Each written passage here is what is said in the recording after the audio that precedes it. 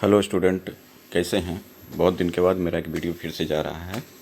पिछले वीडियो में हमने पढ़ा था कि एक्सक्लेमेटरी सेंटेंस क्या होता है और असर्टिव सेंटेंस क्या होता है, क्योंकि हम लोग पढ़ रहे थे ट्रांसफॉर्मेशन का एक chapter, how to interchange of exclamatory and assertive sentence. तो चलिए इसी के तहत हम लोग रूल्स की तरफ बढ़ते हैं। तो सबसे पहला रूल कहता है कि when an exclamatory sentence begins with what or how and an adjective adverb is used after it, we should follow the word order of assertive sentence, subject plus verb plus other words, and use very at the right place.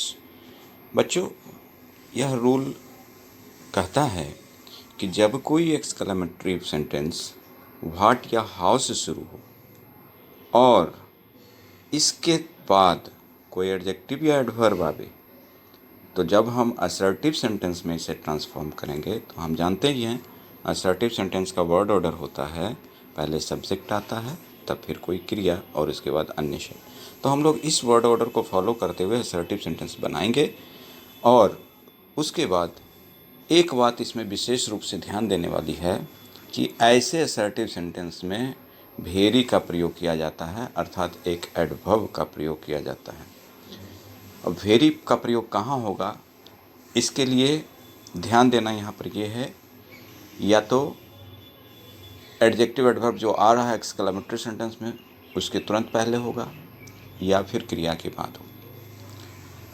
तो देखिए example के तौर पर हम देखते हैं, एक exclamatory sentence लिए हैं, what a beautiful scene it is. तो देखिए यह एक्सक्लेमेटरी वाक्य व्हाट से शुरू हुआ है और इसके बाद एक एडजेक्टिव ब्यूटीफुल आया है। आर्टिकल तो लगना ही लगना है क्योंकि सीन काउंटेबल नाउन है, तो यहाँ पर ब्यूटीफुल एडजेक्टिव आया और सीन नाउन है और उसके एब्स में इट का प्रयोग प्रोनाउन के रूप में हुआ सीन के लिए। तो हमने कहा कि ऐसे वाक्य, ऐसे एक्सक्लेमेटरी वाक्य जो व्हाट से शुरू हो और उसके बाद कोई एडजेक्टिव एडवर्ब हो, तो हम लोग असर्टिव जब बनाएंगे यानी सब्जेक्ट प्लस वर्ब से शुरू करेंगे वाक्य को और उसमें शब्द यानी वेरी का प्रयोग भी करेंगे। तो देखिए यहाँ पे जो सब्जेक्ट के रूप में मुझे मिल रहा है वो है इट और वर्ब के रूप में मिल रहा है वो है इज़। तो इट इज़ और वेरी, चूँकि हमने पहले ही बताया था कि वेरी का प्रयोग एडजेक्टिव के पहले करेंगे, तो क्या हो गया, वेरी ब्यूटीफुल सीन, यानी it is a very beautiful scene. अब दोनों का हिंदी देख लीजिए, what a beautiful scene it is, कितना सुंदर दृश्य यह है। कहने का मतलब यह दृश्य बहुत ही सुंदर है। इसी प्रकार से दूसरे वाक्य की तरफ बढ़ते हैं, how fast a tiger runs. यहाँ पर देखिए फास्ट क्या है, ए टाइगर रन्स, कितना तेज़ एक बाघ दौड़ता है।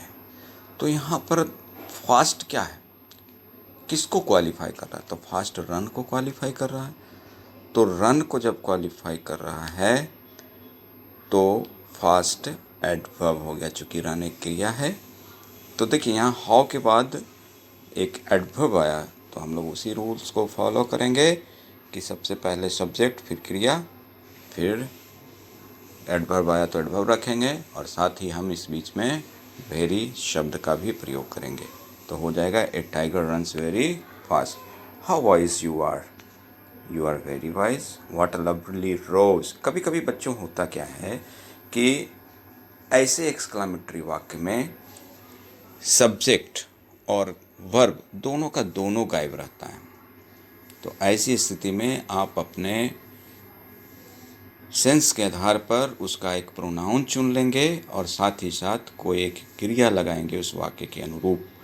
वह क्रिया प्रेजेंट भी हो सकती है, वह क्रिया पास्ट में भी हो सकती है। जैसे यहाँ दिया व्हाट अ लवली रोज, तो इसके आगे लग रहा है ना कि what a lovely rose it is भी हो सकता है या इट वाज भी हो सकता है। तो देखिए हमने ब्रैकेट में भी इसे दर्शाने का प्रयास किया है कि what a lovely rose it is या इट वाज।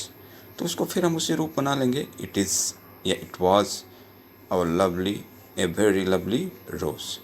नोट में देखिए क्या मैं लिखा हूँ, as we know that an assertive sentence ends with full stop we should use it in the assertive sentence.